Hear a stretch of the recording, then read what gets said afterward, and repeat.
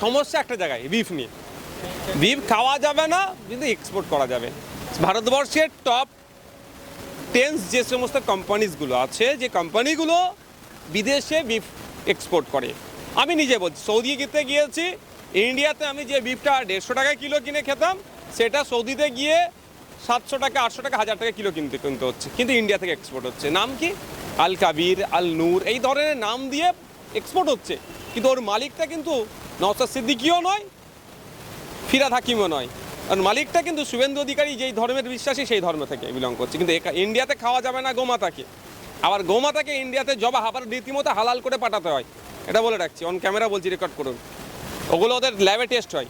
গোমাতাকে এখানে হালাল করে বিদেশে এক্সপোর্ট করছে, আর যারা এক্সপোর্ট করছে তাদের বড় অংশ বিজেপিকে ফান্ডিং করে, সেখানে কোনো চর্চা নাই। দেখুন, হিন্দুরা যদি নিজের গৌমাতাকে সেটা একজনকে বিক্রি করছে রাখার জন্য, দুধ খাওয়ার জন্য, কিন্তু কেউ যদি অন্যভাবে গিয়ে কেটে দেয়, সেইখানে আমার থাকবে, এটা বোঝার বিষয়। কিন্তু ঘাটতি থাকার জন্য আপনারা প্রতিবাদ করছেন না, আমাদের প্রতিবাদ শুধু মুখ্যমন্ত্রীর বিরুদ্ধে, ওনার তোষণের রাজনীতির বিরুদ্ধে।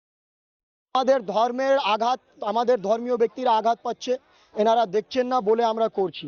যে গৌমাতাকে বিক্রি করছে, যদি এমন কোনো হিন্দু বিক্রি করে, তার বিরুদ্ধেও আমরা দাঁড়াবো, তার বিরুদ্ধেও দাঁড়াবো।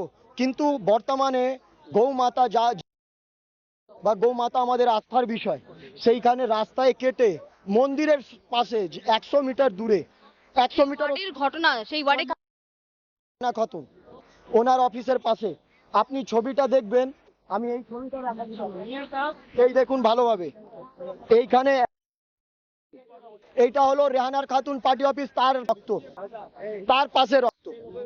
এবার বুঝে নিন, কাউন্সিলর যদি অনুমতি না দেয়, কেউ করতে পারে?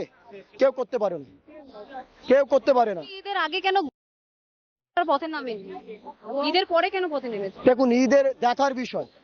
আপনি দেখছেন ওইটা হিন্দুরা আক্রান্ত হচ্ছে, হিন্দুদের ওপরে আঘাত হচ্ছে। তার আগেও আমাদের কার্যক্রম ছিল, মমতা বন্দ্যোপাধ্যায়ের বিরুদ্ধে, এনার সরকারের বিরুদ্ধে আমরা শিয়ালদা স্টেশনে বসেছিলাম, আমরা আমাদের প্রতিবাদ চালাচ্ছি।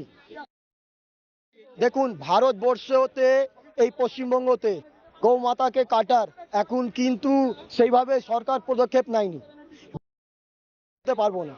কিন্তু রাস্তার ওপরে যদি আমাদের মাকে কেউ কাটে, তাহলে সেইখানে তো অবশ্যই উত্তর দেবে।